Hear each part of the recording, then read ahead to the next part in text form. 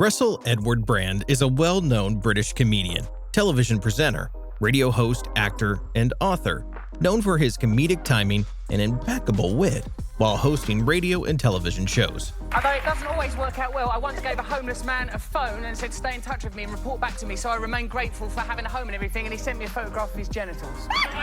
Brand has had a controversial satirical take on celebrities, politicians, sex, promiscuity, and drugs. Mixed with a wild lifestyle, Brand was featured on tabloids for his innumerable relationships with women, heroin, crack and alcohol addiction, and objectionable behavior. On the professional front, Brand started out as a stand-up comedian, and his skills were soon recognized by MTV and the BBC. The Brit has done numerous radio shows, television shows, and movies, and hosted many award functions. Though Brand has overcome his drug abuse problems and has traded in his wild lifestyle for a more settled one, some would argue he remains a controversial figure and definitely one to watch. Welcome to Black and Gold Entertainment. Of course, today we'll be talking about Russell Brand. Was he really fired from MTV for an inappropriate 9/11 joke? Did his dad really take him to meet prostitutes? What award did British newspaper The Sun give to him 3 years in a row? And what was harder for Brand, being a vegetarian or giving up heroin? Who knows? Make sure to watch till the end to find out. This is The Genesis.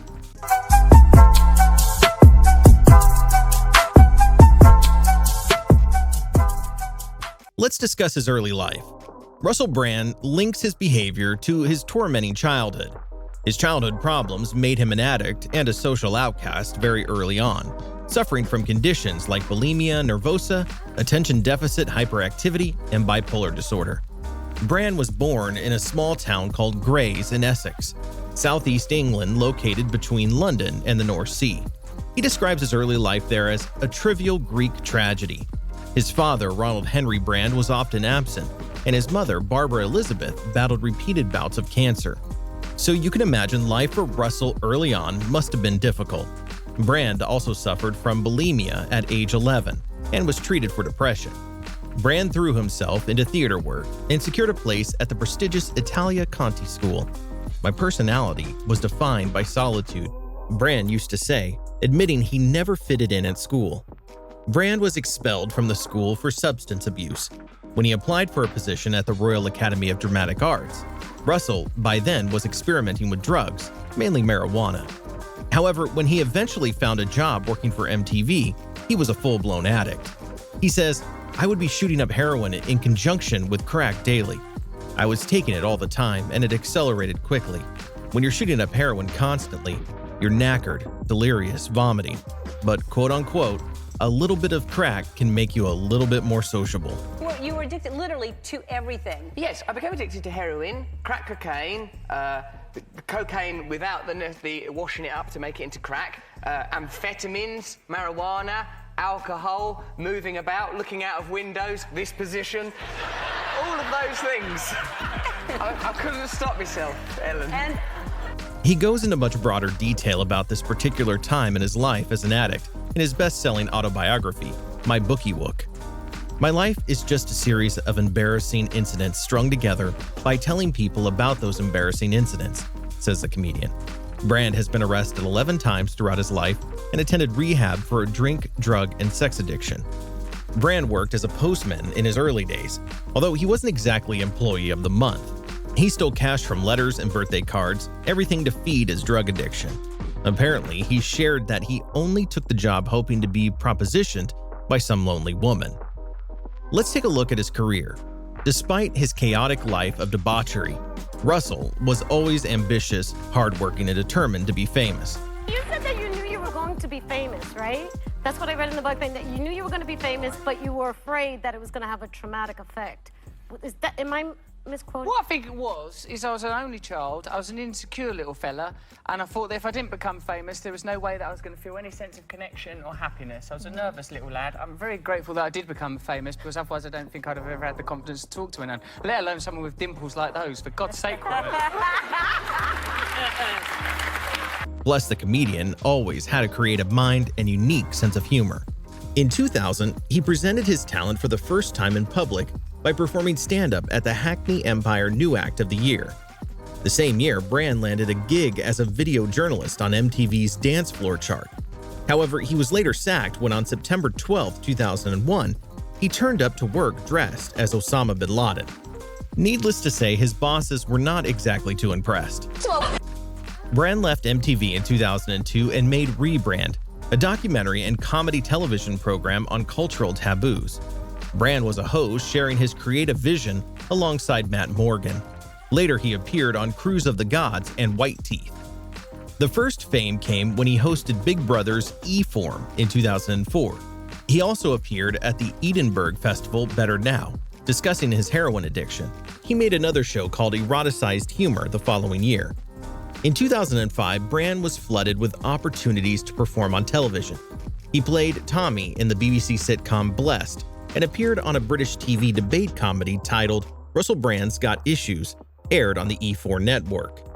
The Russell Brand Show debuted on BBC Radio 6 Music in 2006 and made Brand a household name. He hosted the show alongside Matt Morgan, and their timing and queer pranks became famous. Brand started receiving more hosting and presenting gigs thanks to his humor and wit. In 2006, he presented the NME Awards and hosted the Brit Awards the following year. The duo of Brand and Morgan was in demand. Their personalities perfectly complemented each other, and they did another creative project together, a documentary called Russell Brand on the Road in 2007. Around the same time, Brand landed his first major role in a movie titled St. Trinians. Brand also landed a job on E4's Big Brother spin-off show, Big Brother's Big Mouth, and his stand-up tours were sellouts. He secured his own TV show, Wonderland, and a Hollywood movie role in Forgetting Sarah Marshall. His acting skills and humor in the film, starring himself as well as Jason Segel and Kristen Bell, got the attention of the American audience. Thanks to the new audience, in 2008, Brand hosted the MTV Video Music Awards. It was the most controversial VMAs ever. Brand degraded celebrities like the Jonas Brothers and George Bush, calling the president a retarded cowboy fella, who in England wouldn't be trusted with scissors. Still, the controversy helped increase the viewership of the show. In 2008, Brand started his own production company, Vanity Projects, and released Russell Brand Doing Life. The following year, he got another opportunity to host the MTV Video Music Awards for 2009. Although his career was going from strength to strength, this period of life for Brand was the most controversial. He had to quit his job as a host on BBC Radio 2 after a national scandal over lewd and inappropriate messages he and a friend, famous British TV host Jonathan Ross, left on Andrew Sachs' answer phone. He said, "I felt I didn't have any choice but to resign. I thought, I don't have to do that radio show. I'm only doing it for a laugh, and it's become not a laugh. And then it was a relief." Still, from 2008 to 2010, Brand established himself as a prominent film actor. He starred in the movies Bedtime Stories and The Tempest, also starring the lead role in a film titled Get Him to the Greek, with Sean Combs, better known as P. Diddy, and Jonah Hill. In 2011, Brand performed in a romantic comedy film called Arthur. The move did commercially well and was nominated for the Teen Choice Awards. Along with his TV and film career, Brand's production business flourished, so he started another production company called Branded Films in 2011. The company was primarily established to produce films that Brand stars in. In 2012, Brand starred in the musical Rock of Ages, also starring Tom Cruise. Brand was interviewed in 2013 by Jeremy Paxman on BBC's Newsnight, during which he was asked about his ideas on the concept of revolution, which he openly professes. Later, he published a commercially successful book, Revolution, which got mixed critical reviews. Brand then became a guest editor of New Statesman magazine. In 2012, Russell appeared in the BBC documentary Russell Brand From Addiction to Recovery, and later in Russell Brand End the Drugs War, revealing his problems with addiction. In 2013, he voiced the character of Dr. Nefario in the animated comedy film Despicable Me 2. In 2016, Brand voiced the character of Creek in the blockbuster hit movie Trolls. The same year, he portrayed God in the comedy film Army of One. He appeared on shows such as Hospital People and Celebrity Juice, also landing a recurring role playing Lance in the comedy drama Ballers in 2018. Let's take a look at his personal life. While filming Get Him to the Greek, Brand met famous singer Katy Perry. By September 2009, The two were dating and became engaged while on holiday in India over Christmas. The couple tied the knot in 2010, but unfortunately on the 30th December 2011, Brand filed for divorce after just 14 months. Brand ended his marriage with Katie over a text message. Harry shared that Brand is a very smart man, and I was in love with him when I married him. Let's just say I haven't heard from him since he texted me saying he was divorcing me. From 2013 to 2014, Brand was in a relationship with British film producer and editor of New Statesman, Jemima Khan. He started dating Scottish blogger Laura Gallagher in 2015, and they welcomed their first daughter Mabel in November of 2016. The couple married in 2017 and welcomed their second daughter in 2018.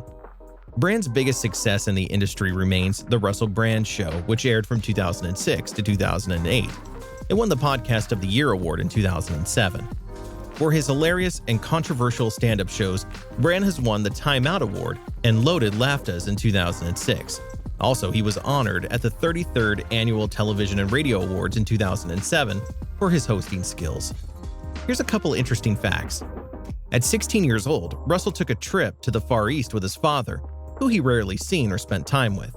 In Hong Kong, his dad took him to a place where they picked up 3 prostitutes and ended up in a hotel room of promiscuity and sex addiction. Brand won a Shagger of the Year award 3 times in a row, from 2006 to 2008. Shagger of the Year.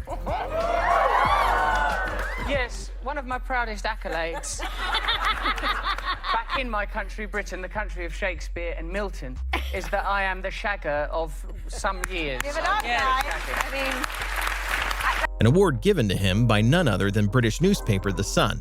Apparently because he won it so many times, The Sun actually renamed the award to the Russell Brand Shagger of the Year award.